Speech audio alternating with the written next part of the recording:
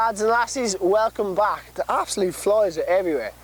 Alright, today I want to talk about how to do a Raley on the boat.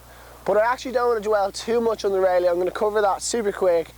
And then I actually want to talk about how to get the balls to do it, because that is the difficult part. So for the Raley, right, I call this the Raley tree because I can go like this. Woo! Oh crap! Ah!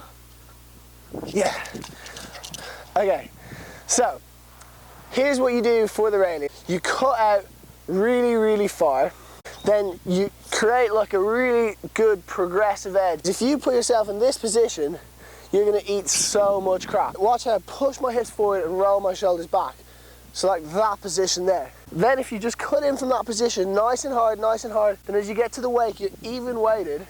You just let the board up behind you. You don't actually have to fling it up. It'll actually just naturally, like, because of laws of physics and all that crap, it'll just kind of go up behind you. Now the key is letting it go up. The further up you let it go, the easier it's going to come down, and I promise you, I've given you my word on that. So you're letting it the whole way up, keeping your head on the tower of the boat. Then as you're looking and you kind of reach the peak of the jump, it'll naturally be there. It'll almost naturally begin to come down, but what you want to do is you want to pull your knees to your handle, and that will get you down into that safe landing. And genuinely, that is it for the Raley. Now it's all about getting the balls to actually do the thing. Alright, so getting the balls to do the Raley. I'm not going to lie, for the most part, it's about manning up.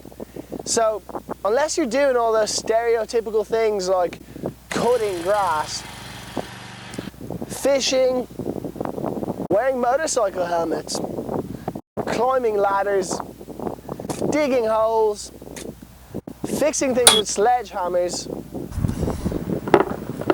getting nitty and gritty under the bonnet of your car, sawing down trees, starting fires, fixing that fire by putting it out with a sledgehammer, then you're not going to be able to do the Raley. Okay, so assuming that you do all those things that we all do day to day as men, then it comes to actually breaking it down. So my top tip number one for this is take off your bindings. Safety notice, health and safety announcement coming to you now. Do it into the wind, because if you do it with the wind behind you, the board's going to come, it's going to take you out, and that is game over for you. Okay, so you're cutting it, you're going into the wind. You've got your bindings out. Same thing I said, go out nice and wide, it'll feel weird.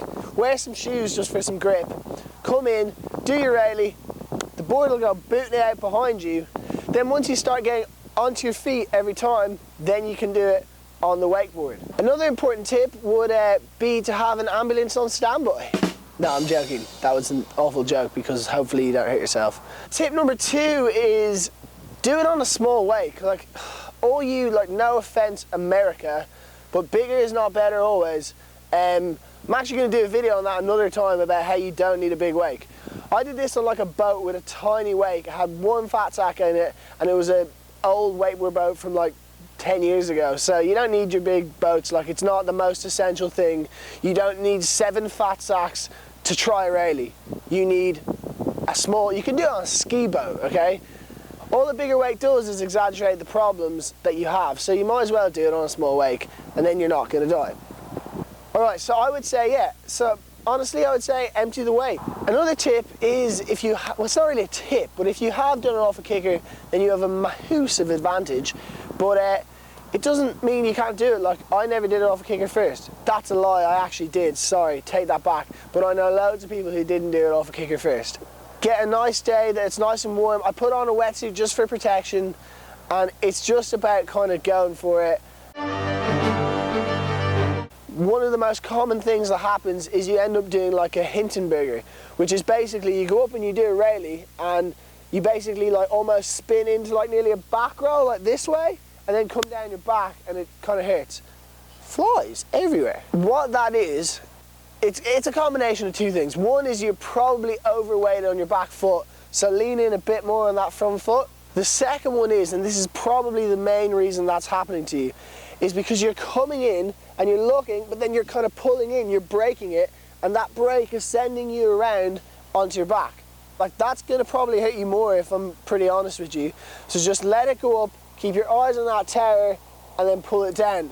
Don't break it, don't spasm in the air, or it's gonna be a not so fun trip to the hospital. And that, ladies and gentlemen, is how to do the Raley.